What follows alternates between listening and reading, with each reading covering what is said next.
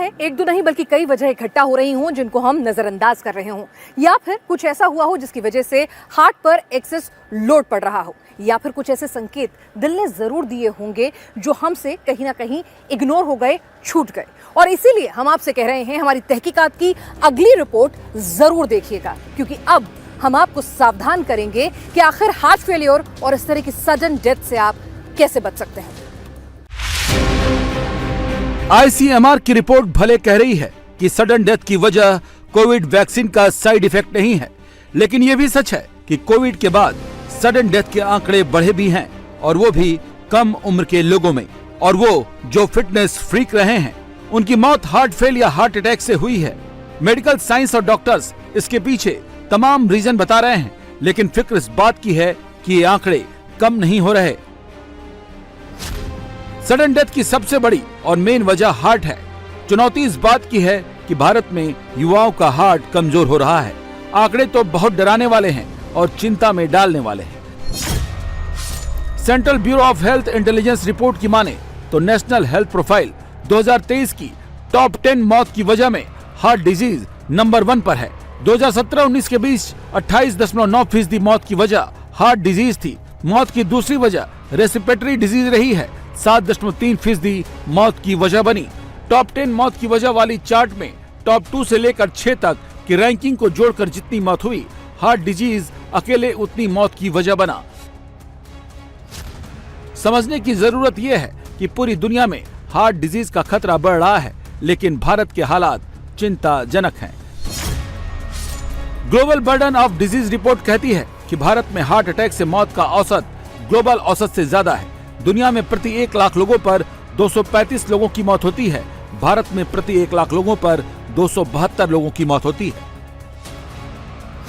यकीनन इसकी सबसे बड़ी वजह डायबिटीज, हाइपरटेंशन, स्मोकिंग, शराब, स्ट्रेस, अनियमित दिनचर्या और खान पान की इर्रेगुलरिटी है। लेकिन ये समस्या तब और बड़ी हो जाती है जब सडन डेथ के मामले 18 से 45 साल की कम उम्र में ही ज्यादा आने लगते हैं। जो आपने पूछा, ऐसे कुछ रेयर केसेस होते हैं, हमेशा से होते हैं। इसमें यूजुअली कार्डियोमायोपैथीज या जेनेटिक अर्दमियाज होने के चांसेस होते हैं, या फैमिलियल हाइपरकोलेस्ट्रेमिया होने के चांसेस होते हैं। ऐसे केसेस को अगर आप प्रॉपर फैमिली हिस्ट्री लेंगे या उससे बात करेंगे तो पता लगेगा कहीं ना कहीं फैमिली में सडन डेथ हुई है उनके, या नियर रिलेटिव में, सिबलिंग्स में ऐसी प्रॉब्लम्स है। लेकिन कुछ रेयर केसेस हो सकते हैं, क्योंकि जो मैंने बताया कि आज की डेट में आपका जो खान पान है वो भी बिगड़ गया है और स्मोकिंग की टेंडेंसी भी यंग एज में काफी है, तो कहीं ना कहीं आपका लाइफस्टाइल जिम्मेदार है। डेफिनेटली कुछ रेयर केसेस हो सकते हैं जिसमें और कॉजेज जैसे कार्डियोमायोपैथी, फैमिलियल हाइपरकोलेस्ट्रेमिया या कंजेनिटल एनोमली, जिससे आपको हार्ट अटैक आने के चांसेस बढ़ जाते हैं। हार्ट डिजीज की एक रिपोर्ट कहती है कि हृदय रोग से होने वाले हादसों में 5% 25 वर्ष से कम उम्र के होते हैं, जबकि 35% 25 से 45 वर्ष के युवा, 40% 46 से 60 वर्ष के व्यक्ति और 20% 60 वर्ष से अधिक उम्र के बुजुर्ग। तो ऐसे में क्या करना चाहिए, कैसे बचना चाहिए और क्या नहीं करना चाहिए? दिल के मरीज 2 किलोमीटर प्रति घंटे की रफ्तार से अधिक न चलें। दिन में 35 मिनट से अधिक एक्सरसाइज कतई न करें। सप्ताह में 5 दिन से अधिक कसरत करने की जरूरत भी नहीं है। प्राणायाम, योग और रोजाना पैदल चलना सेहत के लिए बेहतर है। ऐसा करने से दिल की नसों में रक्त प्रवाह बेहतर रहता है। दिल और शरीर की नसों में थक्का बनने का खतरा कम होता है। सामान्य व्यक्ति अपनी शारीरिक क्षमता के हिसाब से ही एक्सरसाइज करें। अगर दिल की बीमारी है तो बिना डॉक्टर की सलाह के जिम न जाएं। हार्ट डिजीज है तो ट्रेडमिल और वेट लिफ्टिंग भूल कर भी न करें। मौसम के मुताबिक सावधानी बरतें। गर्मियों में पानी की कमी न होने दें। सर्दियों में अपनी मसल्स को वार्म अप के जरिए गर्म रखें। रनिंग से पहले वार्म अप करें। बगैर जूते के बिल्कुल भी नहीं दौड़ें। रनिंग के लिए खास बने जूते ही पहनें। नाश्ते और रनिंग के बीच कम से कम 2 घंटे का गैप रखें। आपने देखा कि बच्चों का जो लाइफस्टाइल है वो खराब हो गया।